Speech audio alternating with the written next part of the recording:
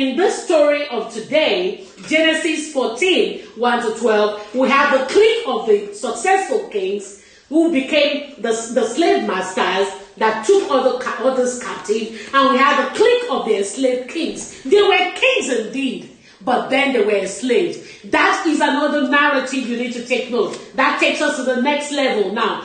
That the fact that you're living somewhere doesn't make you an authority.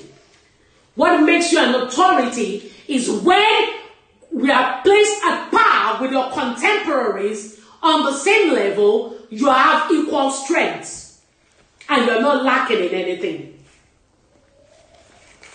The next concept you need to know is that the title you carry doesn't define your success per se. We had wise virgins, we have foolish virgins, and today we have slave master kings and we have the enslaved kings. That means the title you have, the leadership title you have, is it something worthwhile? Does it justify your position, or is it a glorified title?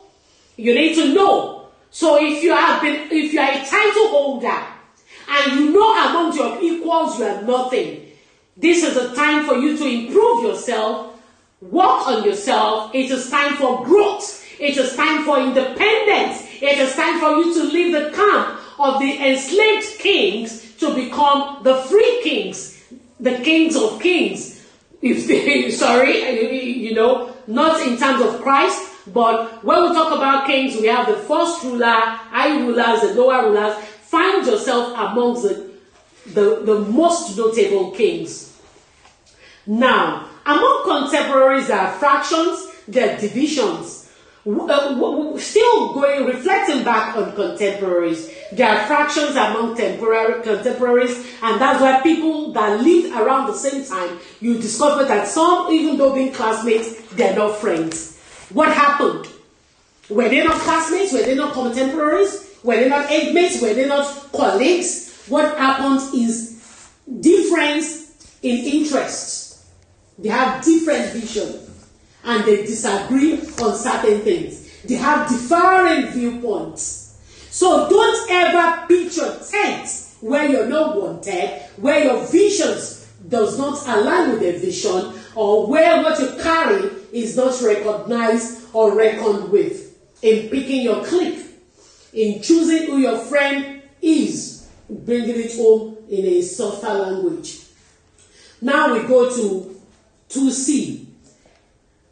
Exploits amongst contemporaries. When people come together, like we said, what brought them together is the passion they share, the vision they share. So that explains exploits amongst contemporaries. Once you have shared the same vision, you will do exploits. There will be no arguments. There will be smooth sail. There will be unity. As experienced at the Tower of Babel, they were speaking one language. Contemporaries speak one language. Anyone that doesn't speak the same language with you does not belong to your clique. Take notes. And anywhere you find yourself, where your voice is different from what they're saying, that is not where you should be. You are in a ministry. You believe in holiness, and they condone evil. That is not where you should be. You are a business person, and you stand for righteous dealing, using just scale, and you find yourself in your union where they cheat and exploit people. That is not where you should be. So if you want to do exploits, you have to be amongst your contemporaries where you share the same value. Can you see the 4 kings were damn successful because they had the same value to conquer lesser kings, to conquer kings with less strength, kings they could bully. And the other five kings remained subjected to them because they did not improve on their skills. We will get to that. I got to know that they did not improve on their skills. The Bible will reveal to us very soon. So you need to know this. God said you should take note.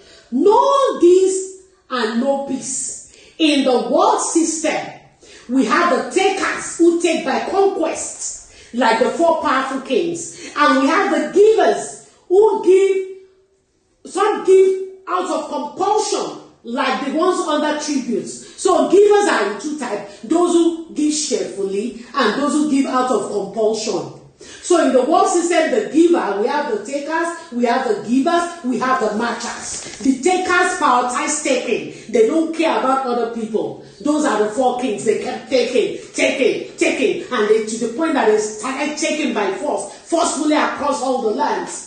In the world system, we have givers, the cheerful givers as the Bible describes, and those who give out of compulsion. They are forced to give. Those are those who are under slavery, those who have been subjected by their contemporaries. And we have the matchers, those who balance the act of giving and taking. They're in short supply. But the assignment we're looking at this morning is not to fall under those who will give by compulsion. If you are giving, give as a cheerful giver, not somebody that have been conquered like the 5 kings and their subjects.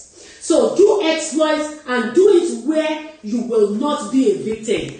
When you understand that the world holds 3 types of people, you will quickly pitch your tent where you want to be. As a child of God, you are expected to be a matcher. You give energy for energy. What people give is what you take. And you don't exploit people by being a taker. And if you give reasonably. We've taught this before. And God is bringing it back to today's Sunday school. So that as you enter 2026, you will not go and pitch your tent with the tent of those who will go against the expectation of God because they are in the world waiting. We have the takers, the 4 kings. We have the givers by compulsion, the 5 kings. There's no example of givers by cheerfulness here in this story, but they exist. The matchers are not here because some are forced to give, some are taken by conquest, so they don't understand the concept of matchers. So the world becomes imbalanced, and there's God's disarray where there are no matchers. And that is why there was consistent war. War was prevalent then in this chapter. It was war from one war to another. There will always be war where we have only takers and givers. So where you have takers and givers, excuse yourself from that place so that you are not caught up in war. God help us. We'll go to 2D now. 2D. Place of exploits. Brethren, I said it all the time, that the 5 kings refuse to develop themselves. When you refuse to develop yourself, you will be a giver under compulsion, an enslaved person. Now, if you read the Genesis 4:14 verse 3, there was a place for the exploit. What exploit were they doing there? It was war. Like I said, all they were doing was war. We had the winning camp, we had the defeated camp. They were contemporaries. And they decided that the place where they would be doing their exploits, the war, was the valley of Siddim. The Bible makes us to understand in Genesis 14:3 that the valley of Siddim was a valley of sea salt. Is sea salt not an asset? It's an asset. And verse 10 also made us to understand that that same place of exploit was the valley of asphalt pits. If you all know asphalt, it is slimy, it can slip.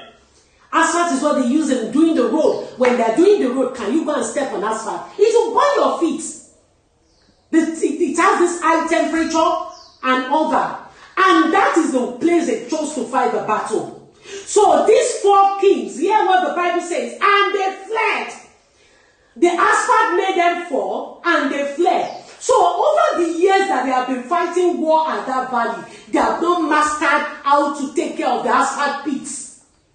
You want to change to become somebody better? You want to stop being enslaved like the 5 kings? You have to understand the terrain where the exploit is being done. As a business person, understand what is happening in the terrain of your business. Why do you look at the good parts only and you don't look at the bad side? They all see the sea salt, which is edible, which is healthy, but what about the asphalt pits that can make them fall? They didn't take cognizance of that, and when they went to war, they fell, and they were defeated again. And the 4 kings took all that belongs to the 5 kings. As long as you keep doing business plan, and you don't have understanding of what can likely go wrong, or what are the dangers to look out for, and all you see is profits. You don't check out the pitfalls, you have already failed. Because you're going to check the pitfalls and plan for it so that you don't become a victim while you harness the benefits that the place holds.